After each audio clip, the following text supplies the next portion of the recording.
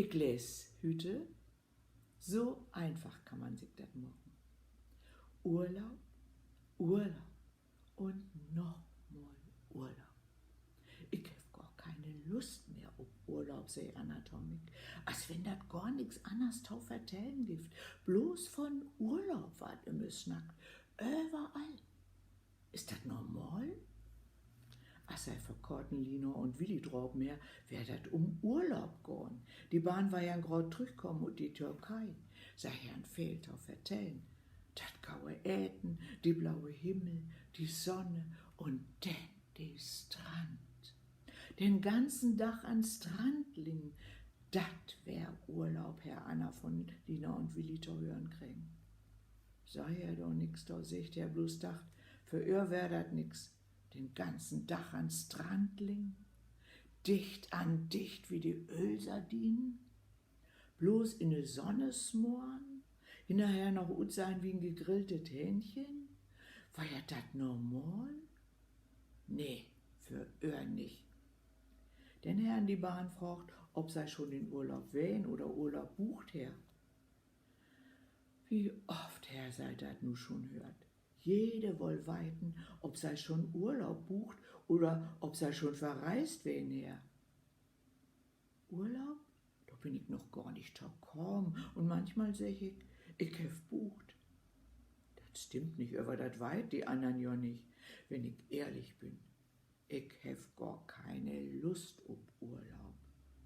Aber das sag ich doch nicht. Die Lü kickt mich denn an, als wär ich nicht alle Tassen in Schab, als wär ich nicht normal. Anno, ich räch mich überhaupt nicht mehr up. Gisa aus Hamburg hat mich einen ganz dollen Tipp gegeben. Das ist bestimmt auch wat für dick. Mein Urlaub, Anno, die war dit Jahr so richtig ruhig. So richtig ruhig wie lange nicht mehr. Dit Jahr schrieb ich ut Shanghai. Anna kalt mich ganz entgeistert an. Shanghai? Dat war doch kein ruhiger Urlaub. Das ist eine Millionenstadt. Da bist du doch mit dem Flieger erstmal wer weit wie lange unterwegs. Ja, über 15 Stunden dauert so was bestimmt säg. Aber dit Jahr kriegt die immer mit ihren Urlaub so prollen dauert, ne Postkarte von mich. Die ward sich wundern. Die wird so richtig neidisch waren. In Hafs schrieb ich denn auch noch o Tokio. O Tokio? Da wo du denn auch noch hin? Wenn ich dich nur seng dau, wie ich dat mag, denn hast du doch auch Lust dau.